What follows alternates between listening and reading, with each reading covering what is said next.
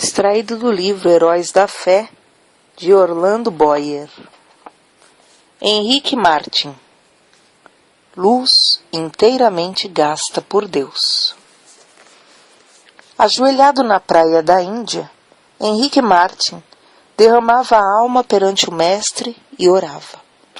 Amado Senhor, eu também andava num país longínquo, minha vida ardia no pecado. Desejaste que eu me tornasse não mais um tição para espalhar a destruição, mas uma tocha brilhando por ti. Eis-me aqui nas trevas mais densas, selvagens e opressivas do paganismo. Agora, Senhor, quero arder até me consumir inteiramente por ti. O intenso ardor daquele dia sempre motivou a vida desse moço. Disse que possui o nome mais heróico que adorna a história da Igreja da Inglaterra, desde os tempos da Rainha Elizabeth. Contudo, até entre seus patrícios, ele não é bem conhecido. Seu pai era de físico franzino, e após o seu falecimento, os 4 filhos, inclusive Henrique, não tardaram a contrair a mesma enfermidade, a tuberculose. Com a morte do pai, Henrique perdeu seu intenso gosto pela matemática e passou a se interessar grandemente pela leitura da Bíblia. Diplomou-se com mais honras do que todos os da sua classe. O Espírito Santo, porém, falou à sua alma: buscas grandes coisas para ti? Não as busques. Acerca dos seus estudos testificou: alcancei o ponto mais alto que desejara, mas fiquei desapontado ao ver como tinha agarrado apenas uma sombra.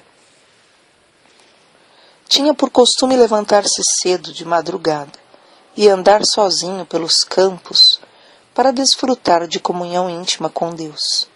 O resultado foi que abandonou para sempre o plano de ser advogado, um alvo que até então perseguia, porque não podia consentir em ser pobre pelo amor de Cristo. Ao ouvir um sermão sobre o estado perdido dos pagãos, resolveu dar a sua vida como missionário.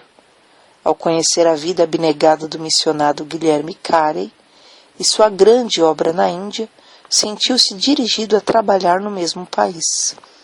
O desejo de levar a mensagem de salvação aos povos que não conheciam a Cristo tornou-se como um fogo inextinguível na sua alma, pela leitura da biografia de David Brainerd, que morrera quando ainda muito jovem.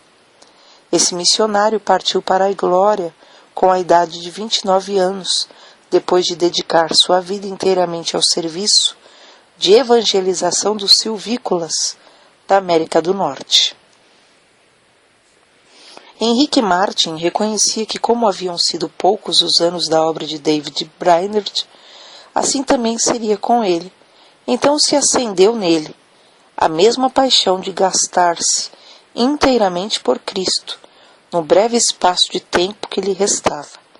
Seus sermões não consistiam em palavras de sabedoria humana, mas sempre se dirigia ao povo como um moribundo pregando aos moribundos.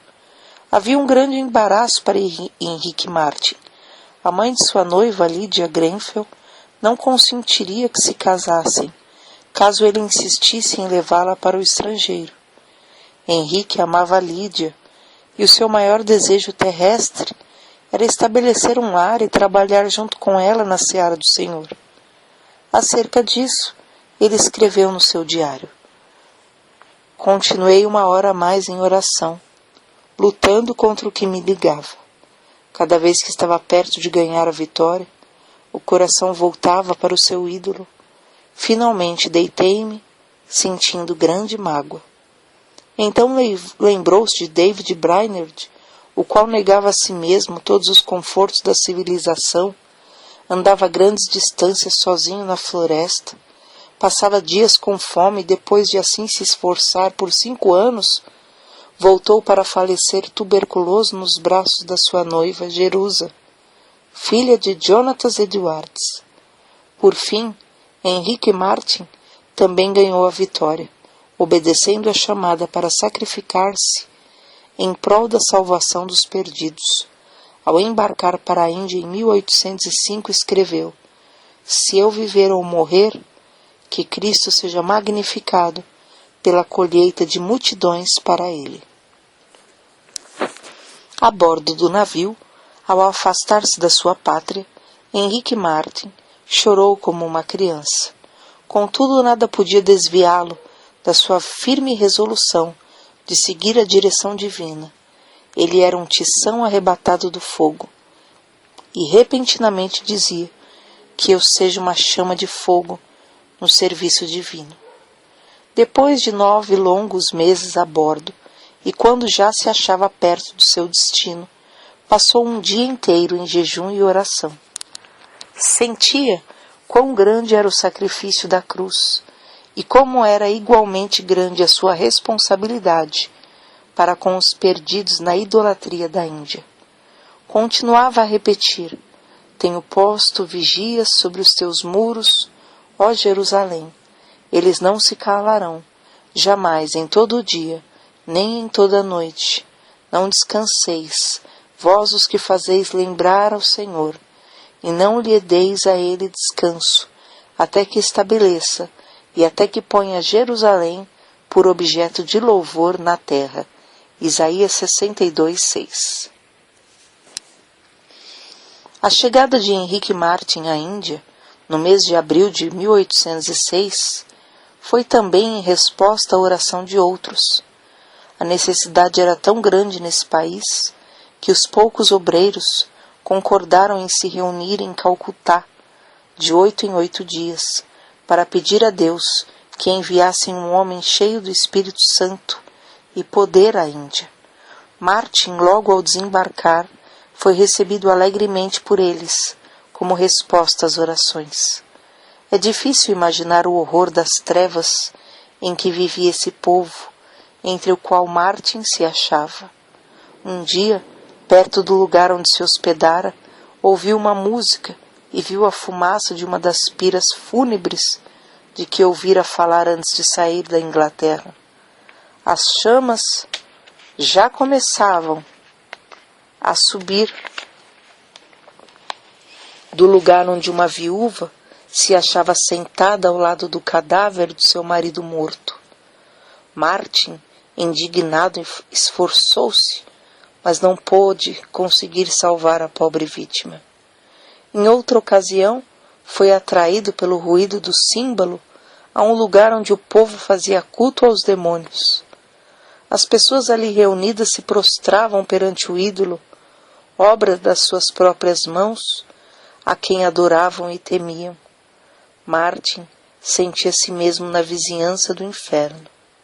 Cercado de tais cenas, ele se aplicava mais e mais, sem se cansar, dia após dia, a aprender a língua. Não desanimava com a falta de fruto da sua pregação, reconhecendo ser de maior importância traduzir as Escrituras e colocá-las nas mãos do povo. Com esse alvo, perseverara cuidadosamente no trabalho de tradução, aperfeiçoando a obra pouco a pouco e parando de vez em quando para pedir o auxílio de Deus. Extraído de um de seus sermãos, conservado no Museu Britânico, o trecho abaixo denota como a sua alma ardia no firme propósito de dar a Bíblia ao povo. Pensai na situação triste do moribundo, que apenas conhece bastante da eternidade para temer a morte, mas não conhece bastante do Salvador para olhar o futuro com esperança. Não pode pedir uma Bíblia para saber algo sobre o que se firmar, nem pode pedir à esposa ou ao filho que lhe leiam um capítulo para o confortar. A Bíblia, é um tesouro que eles nunca possuíram. Vós que tendes um coração para sentir a miséria do próximo, vós que sabeis como a agonia de espírito é mais que qualquer sofrimento do corpo, vós que sabeis que vem o dia em que tendes de morrer, dai-lhes aquilo que lhes será um conforto na hora da morte.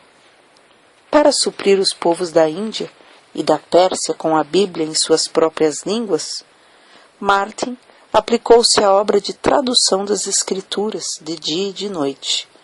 Até mesmo quando descansava e quando em viagem, não diminuía a sua marcha quando o termômetro registrava um intenso calor de 70 graus, nem quando sofria da febre intermitente, nem com o avanço da peste branca que ardia no seu peito. Como Davi Brainerd, cuja biografia sempre serviu para inspirá-lo, Henrique Martin passou dias inteiros em intercessão e comunhão com o amado, seu querido Jesus. Parece, escreveu ele, que posso orar para sempre, sem nunca cansar. Quão doce é andar com Jesus e morrer por ele. Para ele a oração não era uma formalidade, mas o meio certo de quebrantar os endurecidos e vencer os adversários. 6 anos e meio depois de ter desembarcado na Índia, enquanto empreendia a longa viagem, faleceu, com a idade de 31 anos, separado dos irmãos, do resto da família, com a noiva esperando-o na Inglaterra e cercado de perseguidores. Foi enterrado em lugar desconhecido.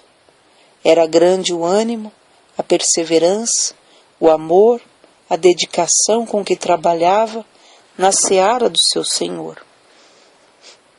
O zelo ardeu até ele se consumir, nesse curto espaço de 6 anos e meio.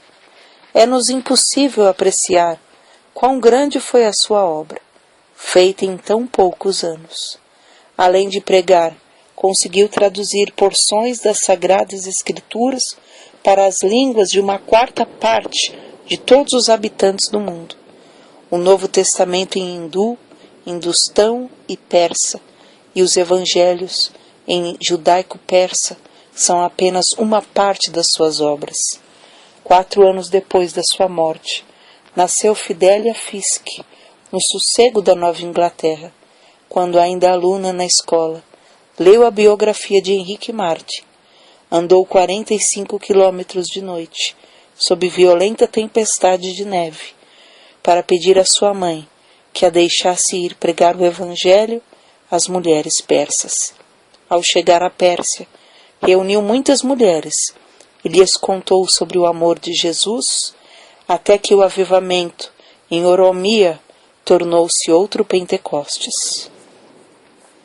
Se Henrique Martin, que entregou tudo para o serviço do Rei dos Reis, pudesse visitar a Índia e a Pérsia hoje, que grande obra encontraria, obra feita por tão grande número de fiéis, filhos de Deus, nos quais ardeu o mesmo fogo pela simples leitura da biografia desse pioneiro.